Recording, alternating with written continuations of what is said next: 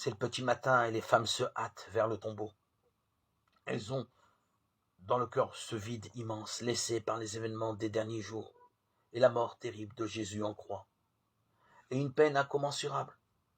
Dans les mains, les aromates pour aller oindre son corps. La veille du Shabbat les a privées de ce geste d'ultime respect et d'affection. Elles se sont levées avant le point du jour et rien ne peut les arrêter, sauf la pierre qui ferme le tombeau. Qui donc pourra l'ouvrir? Elles ont été devancées. La pierre est roulée et à côté du tombeau, un jeune homme vêtu de blanc, discret signe comme lors de la transfiguration pour que le lecteur pense à Dieu, assis à sa droite. Elles sont effrayées. Il leur dit de ne pas avoir peur, mais peuvent-elles l'entendre? Le cœur plein d'affection, elles viennent pour les gestes de la mort. Il leur annonce que le crucifié n'est pas là. Il est ressuscité.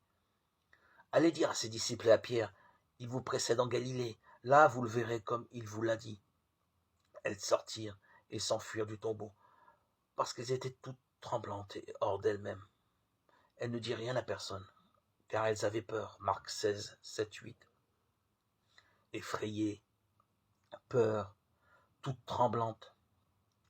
Voilà bien des mots qui dans la Bible disent l'opposé de la foi. Merveilleuses dans leurs gestes, ces femmes sont à l'opposé de la foi. C'est du moins ce que dit Marc. Les autres évangiles parlent autrement de cette scène.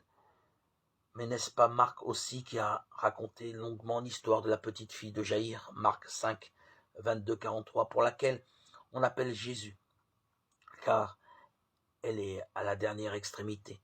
Le temps que Jésus vienne, elle est morte. Autour d'elle, c'est l'agitation, les pleurs. Jésus met tout le monde dehors. La foi appelle le calme.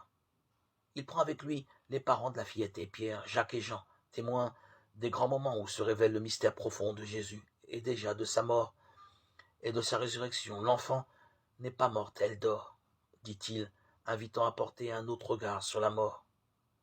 Il prend la main de la fillette et lui dit ces mots en araméen, Talita koum, petite fille, lève-toi.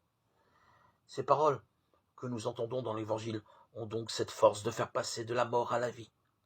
Il nous faut les garder au cœur, comme un trésor. Elles instaurent la résurrection en nos vies.